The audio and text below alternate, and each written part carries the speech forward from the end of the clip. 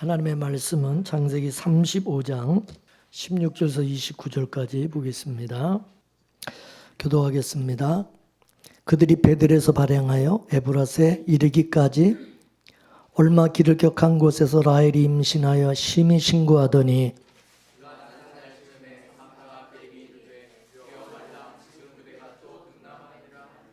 그가 죽게 임하여 그 혼이 떠나려 할 때에 아들의 이름은 베논이라 불렀으나 그 아비가 그를 베냐민이라 불렀더라.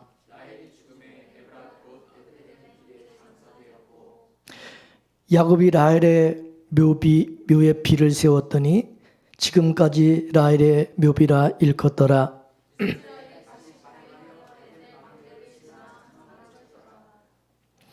이스라엘이 그 땅에 유할 때에 루벤이 가서 그 소모 비라와 통간함에 이스라엘의 일을 들었더라. 야곱의 아들은 12이라.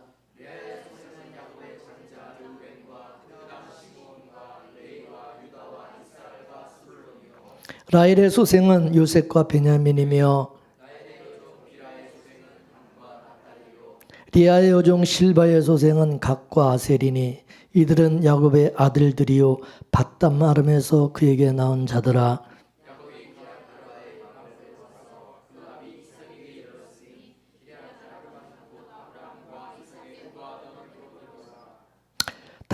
이삭이 나이 180세라.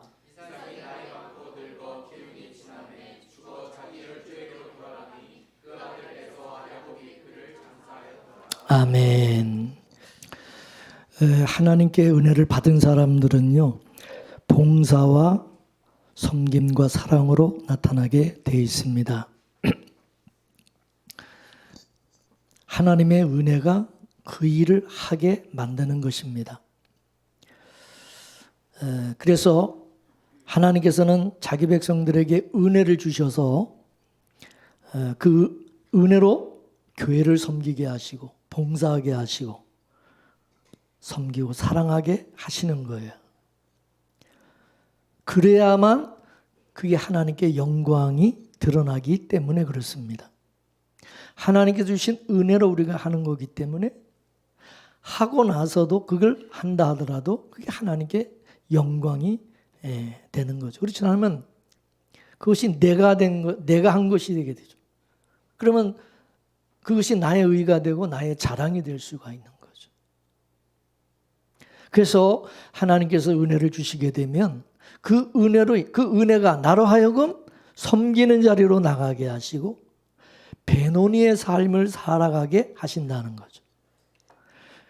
따라서 우리가 은혜를 받지 못하면 베노니의 삶을 살 수가 없습니다. 왜냐하면 우리 본성은 베냐민으로 살고 싶어 하거든요. 높은 자로 살고 싶지 낮은 자로 살고 싶지 않다는 거죠. 이것이 우리 죄인의 속성인 것입니다. 조성모라는 가수가 부른 그 가시나무라는 그 노래, 여러분 아시는지 모르겠습니다. 그 가사를 보면요, 내 속엔 내가 너무도 많아. 당신의 쉴 곳이 없네. 내 속에 헛된 바람들로 당신이 편할 곳 없네. 내 속엔 내가 어쩔 수 없는 어둠, 당신의 쉴자리를 뺏고 내 속엔 내가 이길 수 없는 슬픔, 무성한 가시나무 숲 같네. 바람 불면 그 메마른 가지 서로 부대끼며 울어대고 쉴 곳을 찾아 지쳐 날아온 어린 새들도 가시에 찔려 날아가고 내 속엔 내가 너무도 많아. 당신의 쉴 곳 없네. 바람 불면 그 메마른 가지 서로 부대끼며 울어대고 바람만 불면 외롭고 또 괴로워 슬픈 노래를 부르던 날이 많았는데 바람만 불면 그 메마른 가지 서로 부대끼며 울어대고 바람만 불면 그 메마른 가지 서로 부대끼며 울어대고 쉴 곳을 찾아 지쳐 날아온 어린 새들도 가시에 찔려 날아가고 바람만 불면 외롭고 또 괴로워 슬픈 노래를 부르던 날이 많았는데 내 속엔 내가 너무 많아. 내 속엔 내가 너무도 많아 당신의 쉴 곳 없네. 내 속엔 내가 이길 수 없는 슬픔 무성한 가시나무 숲 같네. 그런 가사입니다. 여기 보면 내 속에는 내가 너무도 많아서 당신이 쉴 곳이 없다. 내 속에는 나 때문에 예수님의 생명이 드러나지를 않고 있는 겁니다. 그래서 하나님은 어떻게 하겠어요? 나를 깨뜨리시는 작업을 하는 거예요. 내가 너무 강한 거예요. 내 자아가, 내가 너무 많은 거야. 그래서 그거를 하나님이 깨뜨리시고 죽이시는 거예요. 그렇지 않으면 쉴 곳을 찾아 지쳐 날아온 어린 새들이 그 가시에 찔려가지고 또 상처받고, 내 곁에 내 주변에 있는 사람들이 또 많은 상처를 받고 떠나게 되어지고 쉼을 얻지를 못한다. 그래서 하나님께서 우리에게 우리를 깨뜨리는 이 일을 하나님이 하시는데, 그게 바로 뭐냐면 고난이거든요. 우리를 십자가에 못 박아 죽이게 하시는 거죠. 그러지 않으면 예수의 생명이 드러나지가 않기 때문에 그런 것입니다. 그래서 이것을 알았던 시편 기자는 그 고난당함이 내게 유익이라고 고백했던 겁니다. 그래서 하나님께서는 이스라엘 백성들을 바벨론의 포로로 잡혀가게 하신 것은 그게 하나님의 사랑이라는 거예요.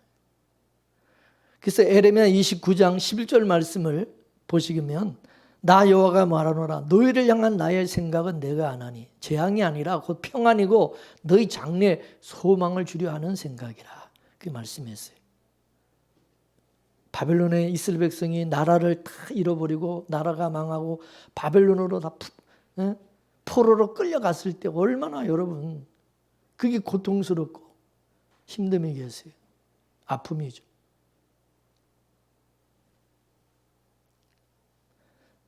그러나 하나님의 백성이 그렇게 고난으로, 그 고난 가운데 하나님이 두신 것은 뭐냐? 그들로 하여금 베노니의 삶을 살도록 하기 위함이다 이거죠. 근데 많은 사람들은 나는 베냐민으로 살고 싶다. 나는 베노니로 살고 싶지 않다. 그래서 우리 생각과 하나님의 생각이 하늘과 땅만큼 다르다는 것. 하나님은 우리 안에는 예수 그리스도를 드러내기 위해서 기돈의 300용사들이 그 항아리를 깨뜨리듯이 우리 육신의 소욕을 깨뜨리는 그런 일을 하신다는 것이죠. 우리 몸에는 예수라고 하는 빛이 있어요. 예수라는 햇불이 있어요. 근데 그 햇불을 끄집어내기 위해서는 우리 몸이라는 이 나라고 하는 이 자아, 이 항아리를 깨뜨려야 그게 드러난다는 거죠. 왜 항아리를 깨뜨리느냐? 그 속에는 햇불을 끄집어내기 위해서라는 거죠. 이와 같이 하나님께서 자기 백성들 속에 있는 예수의 생명, 예수 그리스도의 그 향기를 끄집어내기 위해서는 우리 몸을 고난으로 깨뜨리시는 일을 하신다는 거예요. 우리를 죽음의 자리로 밀어 넣으시는 거예요. 그래서 성경에서는 하나님께 사랑을 입은 사람들은 하나같이 버려진 자들의 모습으로 나타나고 있는 거예요. 나그네의 모습, 외국인의 모습으로 나타나고 있는 것입니다.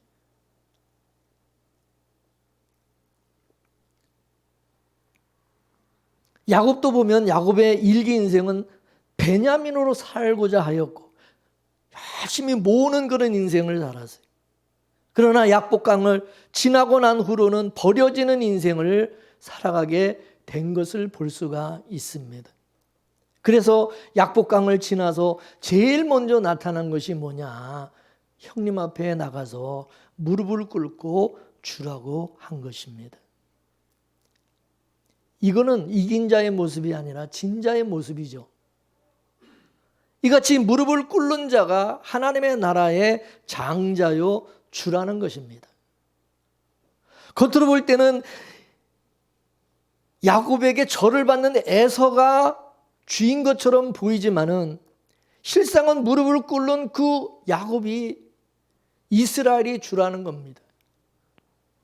하나님의 나라에서의 주라고 하는 것은 이 세상에서 종의 모습, 섬기는 자의 모습으로 있는 거예요. 이 주의 모습. 그러니까 사람들이 그걸 잘 모르는 거죠. 예수님도 주님이시잖아요. 예수님도 주님이시지만 이 세상에서 어떤 모습으로 있었어요? 자기를 비워 종의 형체를 가져 사람들과 같이 되었고 자기를 낮추시고 죽기까지 복종하셨다. 그 말씀 믿습니까? 빌립보서 2장 6절에서 우리 11절까지 말씀을 한번 다 같이 읽겠습니다. 시작. 그는 근본 하나님의 본체시나 하나님과 동등됨을 취할 것으로 여기지 아니하시고 오히려 자기를 비어 종의 형체를 가져 사람들과 같이 되었고 사람의 모양으로 나타나셨음에 자기를 낮추시고 죽기까지 복종하셨으니 곧 십자가에 죽으심이라. 이름으로 하나님이 그를 지극히 높여 모든 이름에 뛰어난 이름을 주사 하늘에 있는 자들과 땅에 있는 자들과 땅 아래 있는 자들로 모든 무릎을 예수의 이름에 꿇게 하시고 모든 입으로 예수 그리스도를 뭐라 해요? 주라 시인하여 하나님 앞에 영광을 돌리게 하셨느니라. 할렐루야. 하나님께서 주로 세우신 사람들은 이 땅에서는 섬기는 자로, 낮은 자로, 종의 모습으로 살아가게 하신다는 거죠. 그래서 예수님께서도 이 땅에서 배노니로 사셨다 그 말입니다. 그렇다면 자기 백성들도 예수님과 같이 섬기는 종으로 살게 하시겠죠. 예수님이 그랬어요. 나는 너희를 섬기러 왔지 나는 섬김을 받으러 오지 않았다고 말했어요. 이처럼 형제를 섬기는 자가 하늘의 장자고 주라는 거예요. 그래서 예수님의 그 섬기는 모습이 바로 베노니의 모습이었던 것입니다. 이해가 되십니까? 이거를 시편 기자는 뭐라 그랬어요? 눈물로 씨를 뿌린다. 눈물로 씨를 뿌린다는. 하나님은 이 세상에서 눈물로 씨를 뿌리는 자는 반드시 기쁨으로 그 단을 거두게 하신다 그랬어요. 예수님은 하늘의 미랄이 땅에 떨어져 썩으면 반드시 30배, 60배, 100배의 열매를 맺게 하신다. 하나님은 자기 백성들을 이 세상에서는 베노니로 살게 하시고 천국에서는 베냐민으로 살게 하신다는 거죠. 믿습니까? 믿습니까? 이 원리를 알아야 돼요. 오늘 본문에 보면 참 기가 막힌 이야기가 또 나오는데요. 야곱이 자기 아내 라헬을 베들레헴에다가 장사를 지냈다는 겁니다. 여기는 비밀이 또 들어 있습니다. 오늘 본문 19절과 20절 말씀 다시 한번 읽어보겠습니다. 시작. 라헬이 죽음에 에브랏 곧 베들레헴 길에 장사되었고 야곱이 라헬의 묘에 비를 세웠더니 지금까지 라헬의 묘비라 일컫더라. 아멘. 여러분 야곱은 누구를 사랑했습니까? 레아입니까? 라헬입니까? 라헬을 진짜 사랑했어요.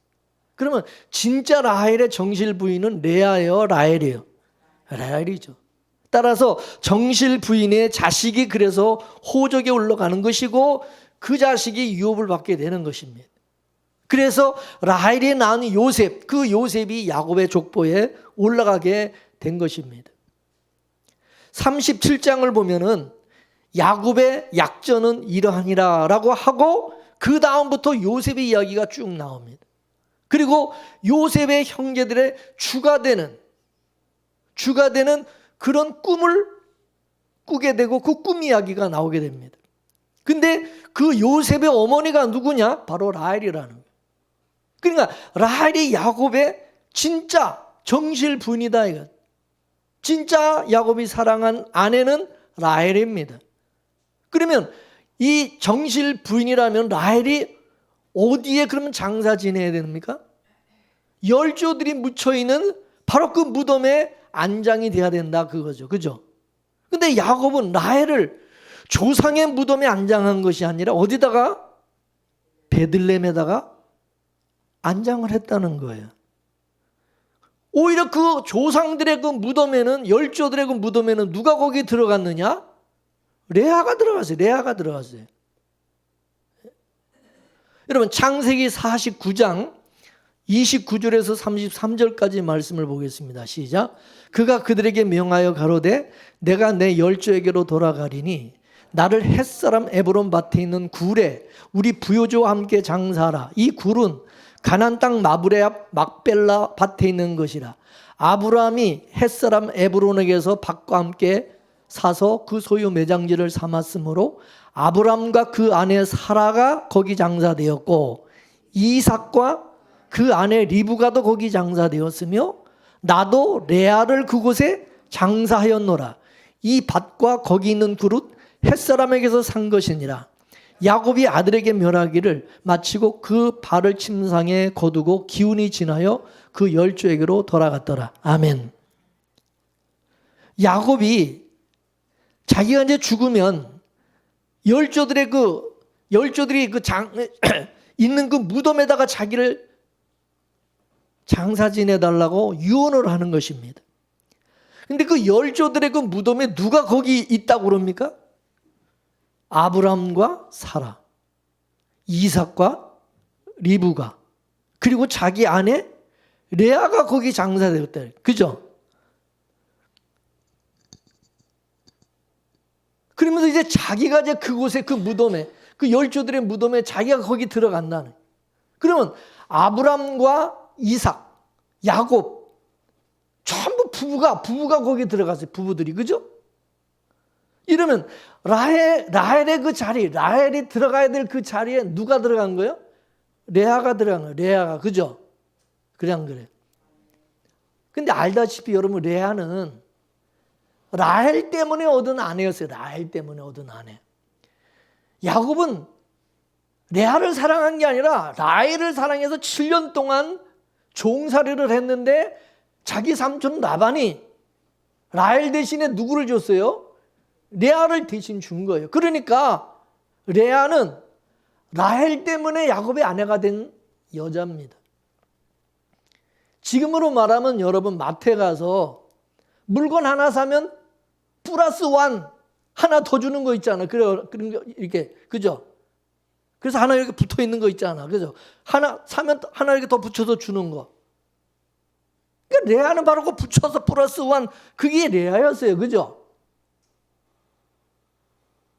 여기에 복음의 비밀이 담겨져 있다는 거예요. 레아는 라헬 때문에 야곱의 아내가 될 수 있었던 것입니다.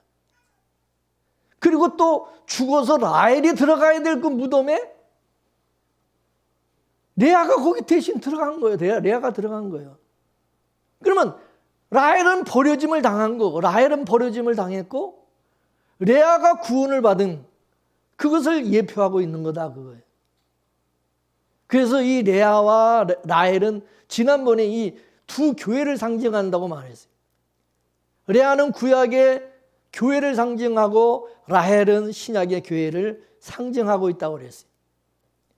구약의 육적 이스라엘의 조상은 아브라함이고 신약의 영적 이스라엘의 조상은 예수 그리스도입니다. 구약의 육적 이스라엘은 신약의 영적 이스라엘의 조상이 되는 예수 그리스도의 버려짐을 통해서 구원을 얻게 되어진다는 거죠. 비록 순서상으로는 구약의 교회가 레아처럼 먼저지만은 하나님은 라헬과 같은 신약 교회를 사랑하신다는 거죠. 작은 나중. 그래서 하나님은 구약 교회를 신약 교회 안에서 구원을 하신다는 거예요. 이게 옛 언약이 새 언약 안에서 온전해지는 것과 같은 것입니다. 예수님께서 십자가에서 율법의 요구를 다 완성하셨어요. 이는 율법이라고 하는 옛 언약이 예수 그리스도의 버려짐으로, 예수 그리스도의 죽음으로, 예수 그리스도의 희생으로 온전케 되어지는 것을 보여주고 있는 거죠. 열조로 돌아가는 것이 그게 구원이라고 한다면 레아는 라헬이 양보한 그 자리를 차지하게 된 거예요. 그게 우리 구원이 그렇다는 거예요. 우리도 누군가의 버려짐을 통해서 구원을 얻게 되어진다는 거죠. 우리는 다 레아와 같은 사람들, 레아. 우리는 하나님의 족보에 들어갈 수 없는 사람들이에요. 더구나 저와 여러분은요, 유대인도 아니고 우리는 다 이방인이에요. 그죠? 그래 안 그래? 근데 그런 우리가 예수님의 버려짐을 통해서 구원을 얻게 되어지고 하나님의 그 나라에 들어갈 수 있게 돼요. 그 족보에 우리가 올라가게 된 거라. 누구 때문에? 예수님의 죽으심, 예수님의 버려짐으로. 근데 그가 누구냐? 우리의 주라, 이거 주. 믿습니까? 이처럼 구원이라고 하는 것은 반드시 나를 대신해서 누군가가 버려짐을 당하고 누군가 죽음을 당함으로 얻어진 거라 그거예요. 그게 구약의 제사, 구약의 그 희생의 제사를 드리는 그게 바로 그거예요. 구약의 제사를 드릴 때 그 제물이 희생을 당하고 죽음으로 피를 흘려 제단의 죽음으로, 그죠? 그거를 드린 사람이 구원을 얻게 되고 죄사함을 얻는 거죠.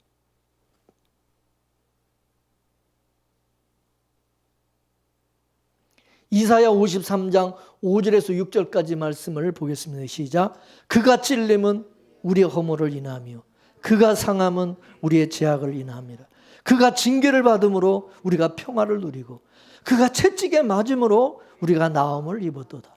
우리는 다 양 같아서 그릇 행하여 각기 제 길로 갔거늘 여호와께서는 우리 무리의 죄악을 그에게 담당시키셨도다. 할렐루야. 원래는 우리가 죽어야 돼. 우리가 버려짐을 당해야 돼. 그죠? 근데 누가 대신해서? 예수님이 대신. 우리 주가 되시는 예수님이 대신 찔리셨고 상하시고 징계를 받으시고 채찍에 맞으시고. 누구 때문에? 나의 허물과 죄악 때문에. 그래서 그로 인하여 내가 평화를 잊고 내가 나음을 잊게 되었거든.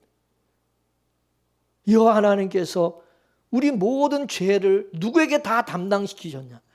예수님에게 다 담당시켰다. 예수님이 대신 담당하게 만드셨다는 거죠.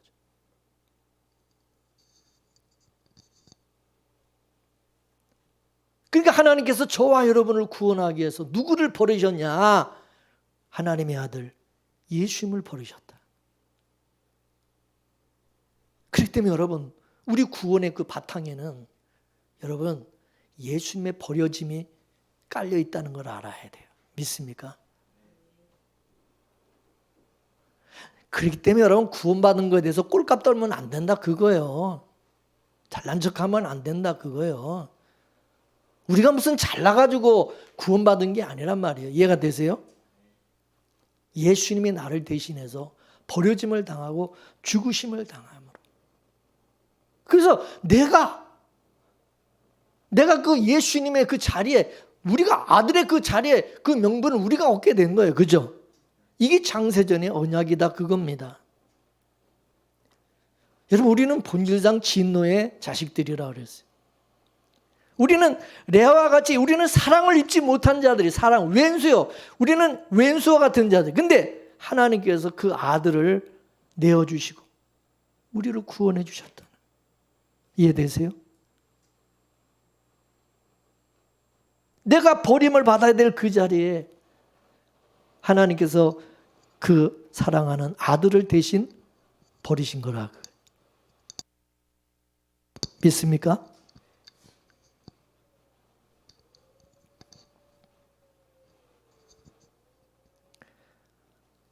하나님께서 사랑하는 아들은, 진짜 사랑하는 아들은 우리가 아니라 누구냐? 라엘과 같이 예수님이다. 예수님. 하나님이 진짜 사랑하는 아들은 라엘과 같이 예수님이다. 근데 사랑하는 하나님의 아들 예수님을 버리시고 레아와 같은 우리를 구원해 주셨다는 거죠. 이렇게 되면 우리 구원 속에는 항상 예수님의 희생이, 예수님의 버려짐이 담겨져 있다는 것을 잊어서는 안 된다는 거예요. 믿습니까? 그래서 창세전 언약의 구원의 끝자락에는 그 은혜의 영광을 참여하는 것으로 나타난다는 거죠. 라헬의 버려짐으로 레아가 구원을 받았는데 이게요 그대로 그 자식들에게 또 나타나고요. 그대로 자식들에게. 라헬의 그 자식들이 라헬의 자식인 요셉을 버렸어요. 요셉을. 그죠? 애굽에 팔아먹었어요. 근데 그 버려진 라헬의 자식인 요셉이 자기를 인신매매하고 애굽에다 팔아먹은 그 레아의 자식들, 그 형제들을 기근으로부터 어떻게 해요? 살려내는, 구원해내는 거예요. 그죠? 결국 레아의 자식들은 자기들이 버린 라헬의 자식을 통해서 구원을 받게 됐다 그 말이에요. 이해가 되세요? 여러분 바로 이 그림이 하나님께서 창세전에 계획하신 그림이다 그것입니다. 그래서 흠이 없는 예수님이 이 땅에 오셔가지고 흠이 있는 자기 백성들을 위해서 죽어주신 거예요. 그 예수님의 죽어주심으로 인해서 흠 많은 허물과 죄가 많은 내가 구원을 받은 거예요. 내가. 세상에 이런 놀라운 일이 어디냐 이거예요. 근데 여러분 라헬이 장세 지낸 곳이 어디라고 그랬어요? 베들레헴. 그 베들레헴이 어떤 곳이요? 예수님이 탄생하신 곳이죠. 그죠? 예수님께서 베들레헴에 탄생하시고 그 형제들에게 죽임을 당하셨어요. 근데 하나님은 그 예수님의 죽음을 가지고 예수를 죽인 자들을 살려내시는 일을 하신 거예요. 그래서 예수님의 죽음을 통해서 누가 혜택을 얻느냐 하면 유대인들이 혜택을 얻는 거예요. 이렇게 될 때 이 유대인들은 예수님의 그 혜택을 입은 자, 은혜를 입은 자들이 되는 거예요. 그죠? 그러면 유대인들이 자기들이 구원을 받은 것이, 혜택을 입은 것이 예수님 때문인데 지들이 잘난 척하면 돼야 안 돼요? 돼야 안 돼요? 근데 지금 유대인들이 얼마나 잘난 척하면서 이방인들을 깔보고 우습게 여기냐고. 예수도 안 믿고. 이게 바로 잘못된 거라는 거예요. 이해가 되세요? 근데 그 유대인들 속에 우리도 포함되어 있는 거예요. 구원받은 우리 성도들 속에는 예수님의 그 버려짐의 죽으심의 희생이 담겨 있는 거예요. 그래서 우리가 구원받은 것에 대해서 잘난 척하고 구원받지 못한 사람들을 깔보고 무시하고 유대인들처럼 그러면 안 된다고요. 이해가 되시죠? 우리는 하나님의 은혜와 긍휼을 입은 사람들로서 겸손해야죠. 우리도 베냐민으로 살려고 그러면 안 되죠. 베노니로, 섬기는 자로, 종과 같이 그렇게 살아가야 되는 것이 마땅하다 그 말입니다. 믿습니까? 하나님께서 이 세상에 남기고 싶어 하는 것은 딱 하나, 바로 그 아들의 피인 겁니다. 아들의 피, 예수님의 죽으심. 예수님의 죽으심으로 살아났다는 그 은혜가 드러나고 남겨지길 원하는 은혜. 그 은혜가 나타나요. 이걸 구약에서는 출애굽 사건으로 보여주셨어요. 출애굽한 그 사람들은 전부 6월절 어린 양의 피로 살아났어요. 출애굽했어요. 어린 양의 버리짐으로, 어린 양의 희생으로 인해서 이스라엘이 구원을 받은 거죠. 그죠? 그래서 광야에 나온, 그 출애굽에서 광야 나온 이스라엘 백성들은 모두가 다 뭐냐? 그 어린 양의 피 뿌림으로 출애굽을 해서 광야에 좀 나온 사람들이요. 그죠? 이거 잊지 말아라. 니들 그거 잊지 말라. 그래서 성막 제도를 이 제사 제도를 하나님께서 제정하셔서 죄인을 위한 희생 제사를 하나님 앞에 지내게 한 거예요. 왜냐? 그거 잊지 말라고. 이해가 되세요? 왜 제사를 지내라고 했는지 그걸 알아야 되는 거예요. 그래서 광야 40년 동안 이스라엘 백성들은 매일같이 흠없는 희생의 제사를 하나님 앞에 지냄으로 말미암아 자기들이 어린 양의 그 죽음으로 출애굽하게 되고 구원받았다는 이것을 기념하게 하신 거다 그거예요. 믿습니까? 그래서 여러분 예수님도 우리에게 마지막에 제자들에게 성찬식을 행하시면서 예수님의 그 죽으심, 너희들을 내가 대신해서 십자가의 죽음으로 내가 버려짐으로 내가 희생함으로 너희들이 구원받았다, 이 사실을 잊지 않기 위해서 성찬식을 행하라 그거죠. 떡과 포도주를 떼면서 그를 기념하라 말씀하신 거 이해가 되십니까? 광야 40년은 우리 인생의 전부를 상징하는 거예요. 그러면 우리가 이 세상에서 항상 기억해야 될 것은 나는 예수님의 피로 피 흘리심으로 그 희생으로 버려짐으로 내가 구원받았다, 구속받았다. 이거를 잊지 않고 늘 감사해야 된다는 거죠. 감사해. 이거 믿습니까? 자기가 얼마나 예배 열심히 잘 드리고 얼마나 내가 헌금 많이 드리고 내가 얼마나 충성 많이 하고 헌신하고 얼마나 내가 선교 많이 하고 얼마나 내가 교회를 많이 세우고 그딴 거 자랑하지 말고 그런 거 기억하라고 하는 게 아니라 이거예요.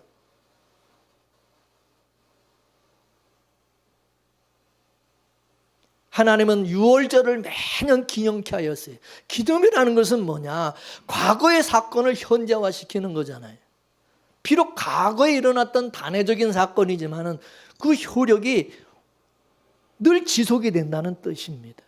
그래서 광야 40년 동안 불순종의 역사를 살았지만은 성막의 제사를 통해서 그들은 살아날 수가 있었고 구원 얻을 수가 버려지지 않게 돼. 하나님이 그들을 버리지 않은 거죠. 그러니까 이스라엘 백성들은 이 성막의 제사, 그 희생의 제물을 통해서 자기들이 살아날 수가 있었다는 거죠. 그러면 이스라엘 백성들은 하나님 앞에 제사를 드릴 때마다 내가 죽어 마땅한 놈인데, 내가 저 제물과 같이 내가 죽어야 될 놈인데, 나 대신 흠없는 저 제물이 짐승이 죽음을 당하고 버려짐을 통해서 내가 이렇게 살아났다, 내게 살고 있다는 그 은혜를 잊지 말아야 된다는 거죠. 믿습니까? 그러므로 그 제사 속에 제물의 그 희생으로 용서받고 살고 있다는 국률이 담겨져 있어야 된다는 거죠. 따라서 국률이 빠진, 은혜가 빠진 제사는 그거 다 껍데기다 그거야. 그거 다 외식이다, 외식.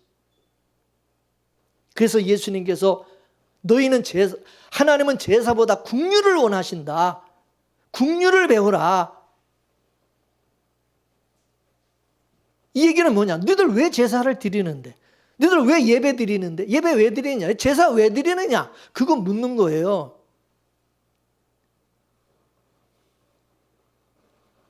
구약의 제사를 드리는 거는 죄 때문에 죄진 사람이 죄인이 제물을 갖다가 드리는 거 아니에요?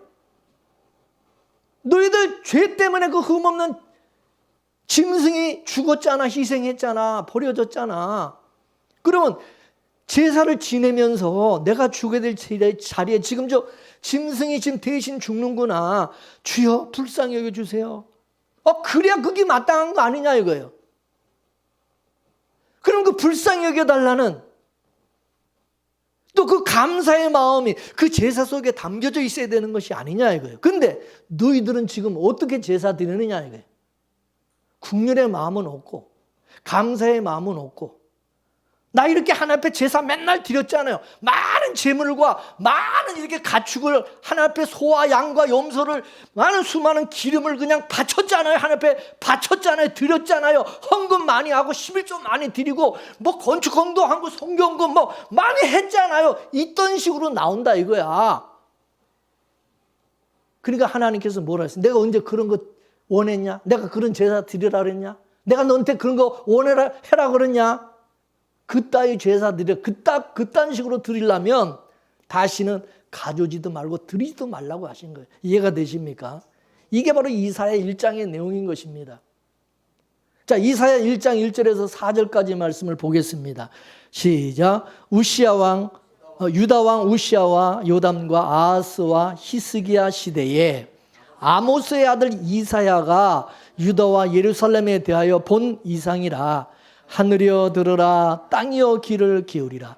여호와께서 말씀하시기를 내가 자식을 양육하였거늘 그들이 나를 거역하였도다. 소는 그 임자를 알고 나귀는 주인의 구유를 알건만은 이스라엘은 알지도 못하고 나의 백성은 깨닫지도 못하는도다 하셨도다.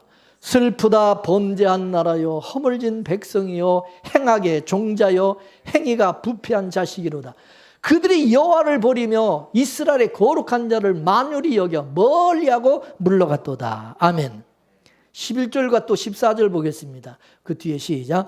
여호와께서 말씀하시되 너희의 무수한 재물이 내게 무엇이 유익하뇨? 나는 수양의 번제와 살찐 짐승의 기름으로 배불렀고 나는 수송아지나 어린 양이나 수염소의 피를 기뻐하지 아니하노라. 너희가 내 앞에 보이러 오니 그것을 누가 너에게 요구하였느냐? 내 마당만 밟을 뿐이니라. 헛된 재물을 다시는 가져오지 말라. 분향은 나의 가증히 여기는 바요 월삭과 안식일과 대로 모이는 것도 그러하니 성애와 아울러 악을 행하는 것을 내가 견디지 못하겠노라. 내 마음이 너의 월삭과 정한 절기를 싫어하나니 그것이 내게 무거운 짐이라 내가 지기에 곤비하였느니라. 아멘. 매일같이 재물을 하나님 앞에 바치고 뭐 월삭과 또 안식일을 드리고 또 맨날 무슨 뭐 부흥회다, 뭔 모임이다, 뭔 예배다, 뭔 기도회다 열심히 모이는데 모이는데 내가 언제 그런 거 원했냐는 거예요.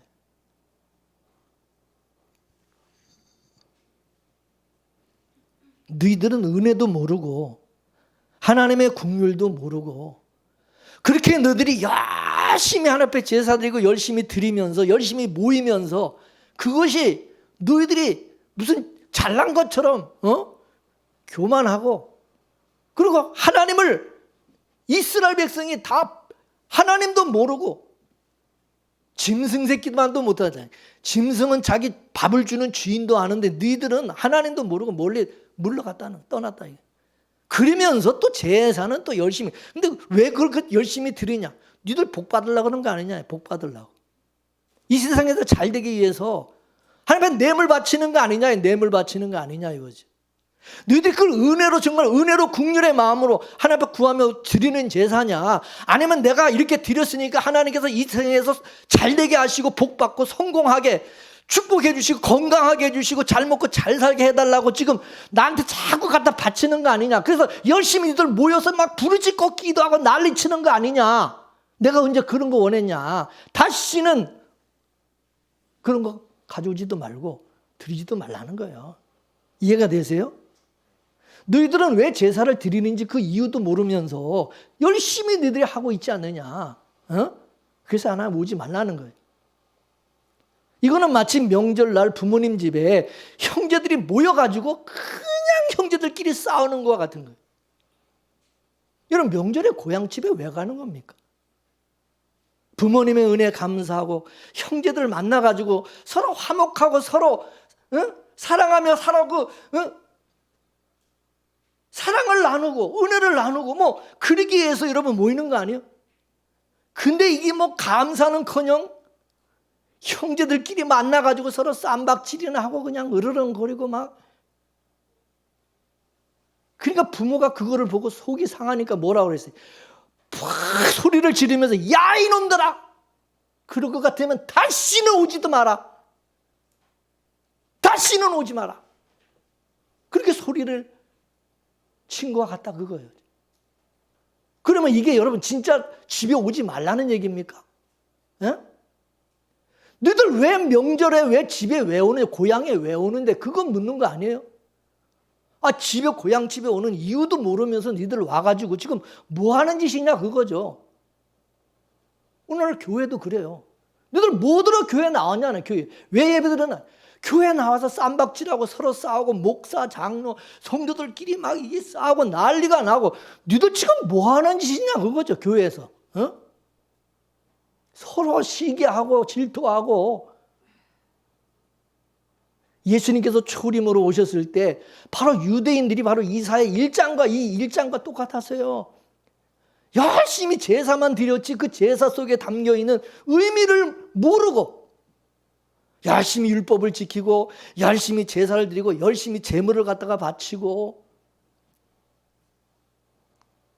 그러니까 예수님께서 하나님의 아버지는 제사를 원하지 아니하고 긍휼을 원하는데 긍휼을 배우라는 거예요. 너희들이 하나님의 은혜와 긍휼로 구원을 얻고 이스라엘 너희들 백성이 너희들이 된 건데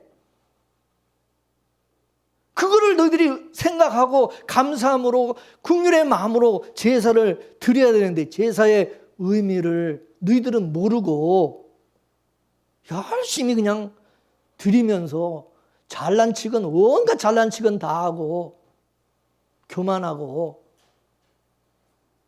자, 마태복음 23장 23절에서 24절까지 보겠습니다. 시작. 화 있을진저 외식하는 서기관들과 바리새인들이여, 너희가 박하와 회향과 근체 11조를 들이되 율법에 더 중한 바 의와 인과 신은 버렸도다. 그러나 이것도 행하고 저것도 버리지 말아야 할지니라. 소경된 인도자여, 하루살이는 걸러내고 약대는 삼키는도다. 아멘. 예수님께서 바리새인들의 외식을 책망한 겁니다. 외식이 뭐라 그랬어요? 하나님의 은혜와 국률과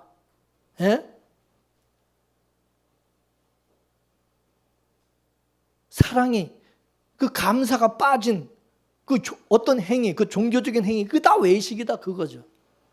그래서 바리새인들은 열심히 하나님 앞에 11조를 드렸어요. 11조. 11조는 많이 드리는 어떤 이 11조 양이 중요한 게 물질, 그 11조의 의와 인과 신을 담아서 드려야 된다는 거죠. 그릇과 같은 거죠, 11조는. 그러면 의와 인과 신이라는 것은 뭡니까?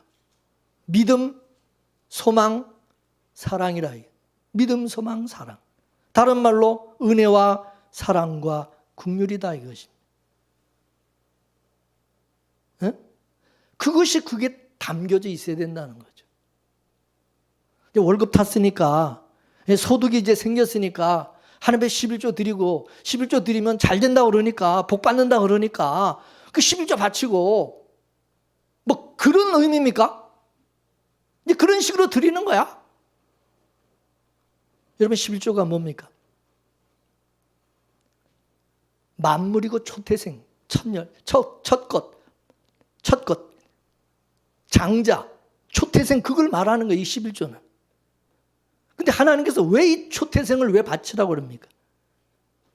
애굽의 장자들이 죽을 때, 이스라엘 백성들은 어린 양의 피로 살아났단 말이죠. 어린 양의 피로 너희들이 살아났다는 것, 그것을 잊어버리지 말게 하기 위해서 하나님이 초태생을 하나님의 첫 열매를 바치라고 한 거예요. 그건 내 거니까. 그러면 이스라엘은 초태생을 상징하는 11조를 드리면서 어린 양의 피로 내가 살아났다는 그 사실을 깨닫고 감사함으로 11조를 드려야 된다는 거죠. 근데 이런 깨달음이 없이 드려지는 그 11조는 그거 다 외식이다. 그거 다 껍데기다 그것입니다. 그래서 예수님이 뭐라 하냐? 이것도 행하고 저것도 버리지 말아야 된다는 거죠. 이것은 뭐고 저것은 또 무엇입니까? 이것은 의와 인과 신이고 11조는 형식, 저것은 형식이라. 그래서 11조는 그릇이고 의와 인과 신은 내용인 것입니다. 믿습니까? 이걸 여러분 자신에게 한번 적용해 보세요. 여러분은 11조 드리고 있습니까? 예? 그리고 왜 11조를 하나님 앞에 드리고 있습니까? 알고나 왜 드리는지 알고 드립니까? 하나님의 어린 양이 되시고 하나님의 맏아들이 되시는 예수님의 피 흘리심의 죽으심으로 내가 구원과 영생을 얻은 것을 깨닫고 감사함으로 드리는 것이 11조예요.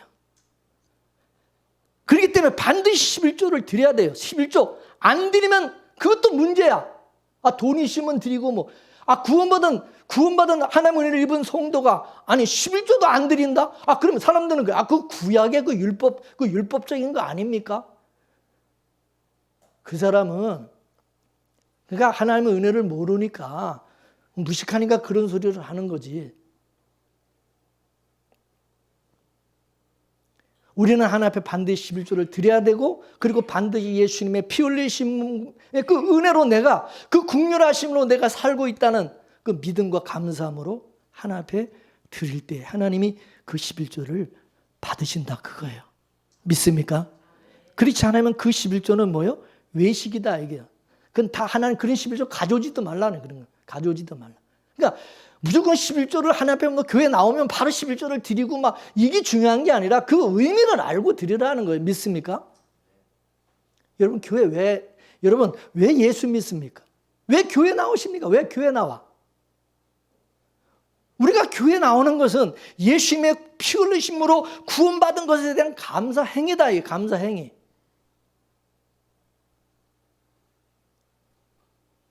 교회 생활과 감사는 이게 동일한 비중으로서 이 중요하다 그거예요.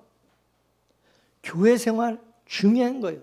감사 중요한 거. 이것도 저것도 버리지 말아야 된다는 믿습니까? 내가 구원받았다고 뭐 은혜 받았다고 뭐 엉터리로 개판으로 그냥 예배 생활하고 교회 생활 그거는 다 가짜다 이거예요. 그건 다 거짓이다 이거예요. 그건 다른 복음이지.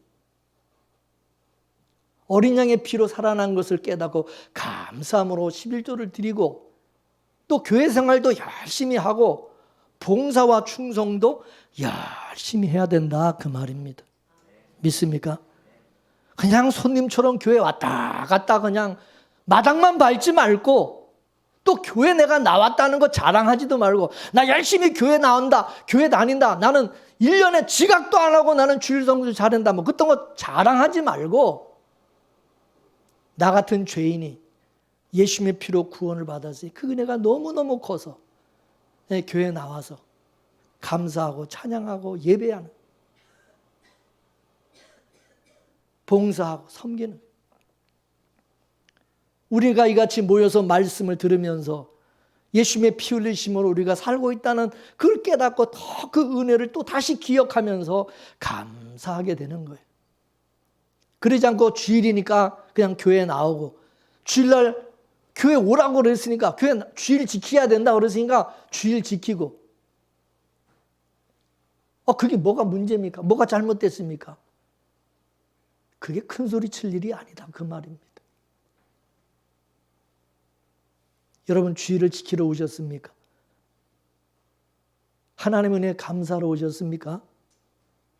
예수님의 피 흘리심으로 살고 있음을 안다면 내가 주님의 몸된 교회에 이렇게 모이는 것이 기쁨이 돼야 되고 마음이 설레야 되고 기대가 돼야 되고 감사가 돼야 된다 그거죠. 믿습니까? 여러분 예배가 뭡니까? 우리 성도들이 같이 모여서 이 은혜를 입은 사람들이 같이 모여서 함께 감사하고 그 은혜의 영광을 찬미하고 서로 사랑하고 섬기고 봉사하고 은혜를 나누고 그러면 교회 모임 자체가 기뻐야죠. 기다려줘야죠. 더 열심히 모여야죠. 이게 바로 은혜를 아는 성. 이게 하나님의 은혜와 국리를 입은 성도의 모습이다 그것입니다. 여러분 모두가 그 은혜 감사하여 예배하고 봉사하고 섬기고 충성하고 헌신하는 그런 성도 여러분 다 되기를 주의 이름으로 축원합니다. 축원합니다. 우리 기도하겠습니다. 라헬의 버려짐으로 레아가 구원을 얻었고 요셉이 버려짐을 당하여 레아의 자식들이 구원을 얻고 살게 된 것처럼 죄인된 우리를 위해서 예수님이 십자가에 피 흘려 죽으시고 버려짐을 당함으로 우리가 그 은혜를 입어 구원을 얻어 하나님의 자녀가 된 것을 믿습니다. 이 은혜와 긍휼과 사랑을 입은 자로서 우리도 겸손히 대논의로 살아가며 종으로 우리가 살아가게 하시고 하나님 앞에 나와 감사와 찬양과 예배하게 하시며 그 은혜의 영광을 찬양하고 항상 또한 주님의 몸된 교회를 섬기고 사랑하고 충성 봉사 헌신할 수 있는 그런 마음 주셔서 하나님의 교회를 세워나가고 하나님의 나라를 세워나가고 하나님과 화목하고 성도들과 우리가 화목하고 사랑하면서 주님 다시 오실 때 주님 앞에 우리 서기에 부끄러움이 없게 하여 주옵시고 그리도 예수 안에서 항상 우리가 기뻐하고 행복한 그런 신앙생활이 될 수 있도록 은혜 내려 주옵소서. 우리가 마땅히 하나님 앞에 드려야 될 것을 드리지 않는 그런 자도 하나도 없게 하시고 또 드리면서도 하나님의 은혜와 사랑과 긍휼을 깨닫지 못하고 외식하고 자랑하고 교만하고 하나님이여 그런 자 한 사람 또한 없도록 도와주옵소서.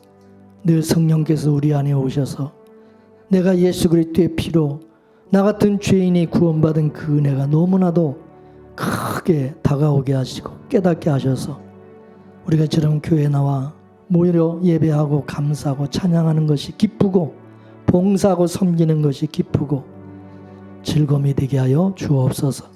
모든 것 주께 감사하며 예수님의 이름으로 기도 올리옵나이다. 아멘.